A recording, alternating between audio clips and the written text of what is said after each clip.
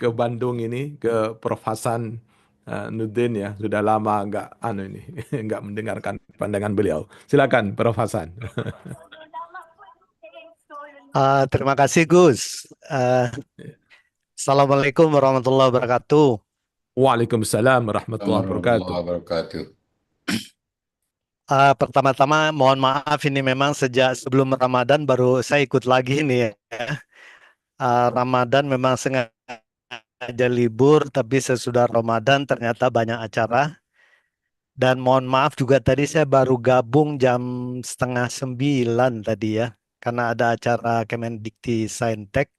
Saya baru sempat baca PowerPoint-nya Mas Wahid, tapi yang Mas Baikuni tadi saya nyuwun sewu kelewat ya. Tadi Mas Adi yang dan seterusnya Prof Imam saya sudah lihat ya. Ini topik taubat ini terus terangan saja ini topik apa ya, menarik, mudah dipahami ya. Secara teorinya kan sudah ada SOP-nya kalau mau bertobat. Tapi pengalaman saya bertobat itu ternyata tidak semudah SOP yang ada di fikih ya. Ternyata kok balik lagi gitu kadang-kadang ya. Eh, jadi premis-premisnya pertama kalau saya lihat semua manusia itu pasti ada salahnya lah ya. Mungkin cuma Kanjeng Nabi Shallallahu Alaihi Wasallam yang maksum ya. Tapi kalau yang lainnya mungkin ada salahnya lah meskipun kadarnya mungkin kecil kalau untuk Rasul dan Nabi ya. Tapi kalau untuk manusia saya pikir banyak ya. Saya tidak bisa mereferensikan ke orang lain, tapi ke pribadi saya saja. Kalau saya renung-renungkan sekarang itu, saya merasa memang banyak hal itu yang kalau waktu itu bisa diulang gitu ya, saya tidak akan melakukan itu lagi ya. Tapi ya namanya kita dulu waktu muda mungkinnya kurang ilmu, banyak ya hal-hal yang sebenarnya kalau secara Islami tidak tidak pas gitu lah ya. Tapi alhamdulillah di ajaran Islam ini menggembirakan ya. Kalau saya lihat pertama pintu taubat itu tidak pernah ditutup ya, selalu terbuka. Bahkan Gusti Allah dalam ayat Quran pun banyak mengatakan kan, wahai manusia janganlah putus asa dari rahmatku, bahwa Gusti Allah itu akan mengampuni semua dosa ya.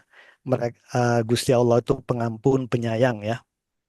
Dan ada hadis juga yang kita tahu bahwa kegembiraan Gusti Allah menyambut orang yang bertobat itu seperti kegembiraan musafir yang karena sesuatu hal unta yang membawa semua perbekalannya hilang, dia tinggal menunggu kematian, bersandar, hampir tertidur, kemudian unta dan perbekalannya kembali lagi. Waktu itu kita bisa bayangkan gembira sekali.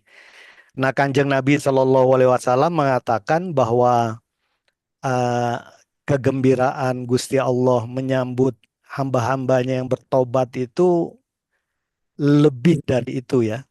Jadi itu yang membuat saya yang merasa banyak dosa itu selalu optimis ya. Kemudian kita banyaklah ayat Al-Quran, hadis mengatakan rahmat Allah itu lebih besar dari dosa kita ya. Uh, Rahmat Allah itu tentu tidak bisa kita bayangkan ya, tentu besar sekali. Nah, kemudian juga ayat Quran yang mengatakan bahwa surga itu seluas langit dan bumi. Nah, bagi orang yang mempelajari alam semesta, kebetulan saya senang mempelajari alam semesta, pikiran saya itu adalah kalau surganya itu seluas langit dan bumi, lantas nerakanya itu di mana gitu ya. Jadi itu juga menarik ya bagi saya pribadi ya. Jadi memang ini menunjukkan bahwa Gusti Allah itu memang Maha Pengasih, Maha Penyayang, dan kita tidak boleh putus.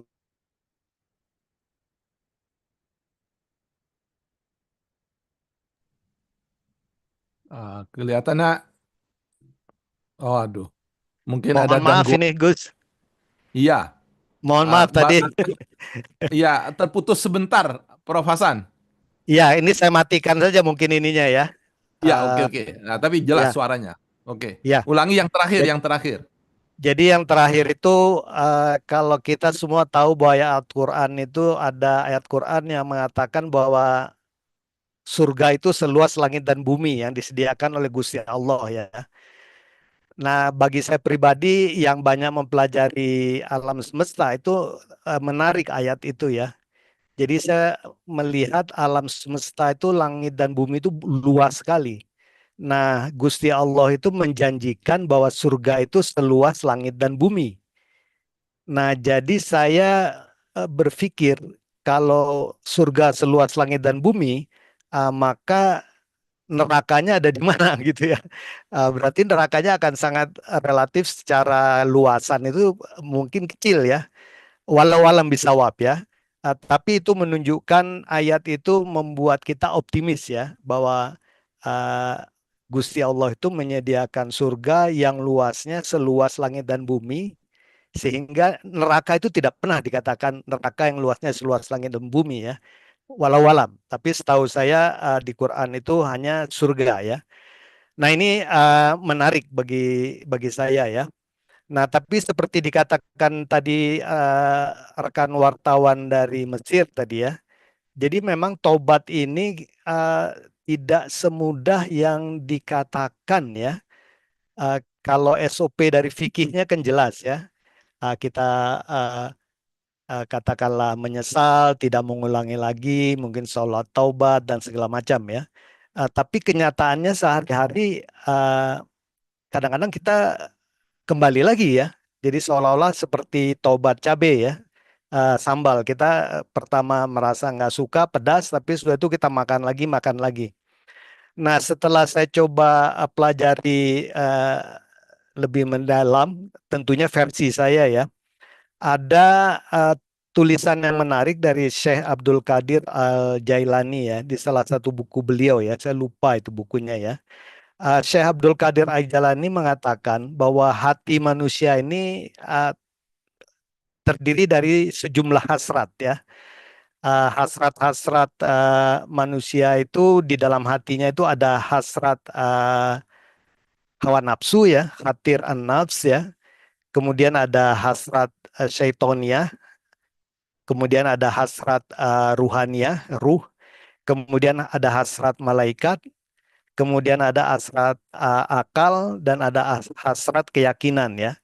Jadi keenam hasrat ini bertarung biasanya di dalam hati manusia ya.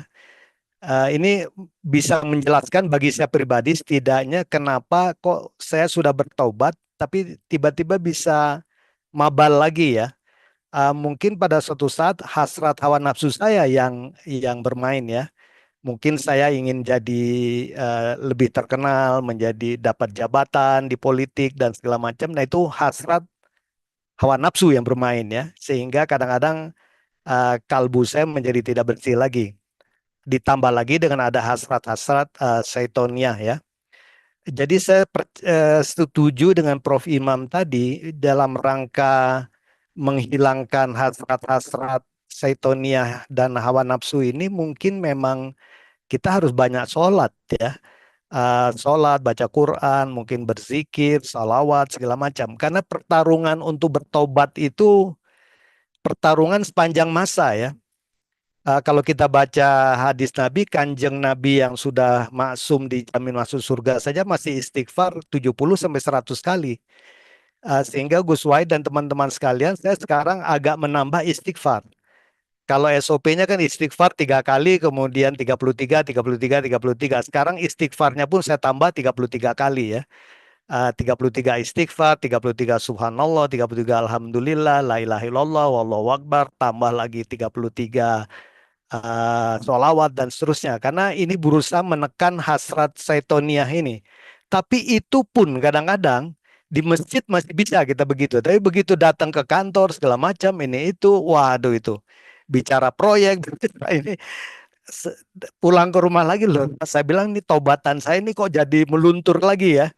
Jadi saya setuju tadi dengan saudara dari Mesir tadi bahwa memang pertobatan ini sifatnya dinamis, naik turun, dan memang harus selalu diperkuat dengan iman, dengan ilmu, dengan ihsan yang harus terus ditingkatkan ya. Dan godaannya itu dari mana-mana ya. Apalagi zaman modern sekarang ini godaannya itu medsos ya. Dan kadang-kadang kita sudah diam di kamar pun tiba-tiba kita buka-buka Facebook, nauzubillah min zalik, foto-foto yang ya tidak pantas masuk. Kadang-kadang sebagai laki-laki kita ingin juga ngelirik gitu ya. Tapi lama-lama kebablasan. Nah, dalam hati saya astagfirullah ini. Jadi pertarungan sekarang ini memang dalam pertobatan ini multidimensi kalau menurut saya ya. Dan saya setuju dengan Prof. Imam, satu-satunya cara memang lebih mendekat kepada Allah, kepada Kanjeng Nabi Shallallahu Alaihi Wasallam, tentunya kepada orang-orang soleh ya. Jadi mungkin dekat-dekat ke ulama, ke kiai, para wali Allah itu juga akan menolong ya. Nah, mudah-mudahan dengan ikut apa istilahnya halaqah ini, saya minimal lebih dekat-dekat ke orang-orang yang lebih soleh lah ya. Mudah-mudahan diingatkan terus. Jadi gitu saja Gus Wahid dan teman-teman sekalian. Terus terang saya pribadi merasa pertarungan pertobatan saya ini belum selesai, terus menerus ya. Dan saya hanya bisa berdoa kepada Gusti Allah agar Gusti Allah menolong saya lah. Kalau saya kerja sendiri untuk bertobat rasanya susah sekali ya. Tapi kalau Gusti Allah menolong, insya Allah segala sesuatu akan beres lah ya. Insya Allah. Begitu saja Gus Wahid, sedikit masukan atau renungan dari saya lah. Belum tentu benar ini ya tentunya ya. Terima kasih. Wassalamualaikum warahmatullahi wabarakatuh.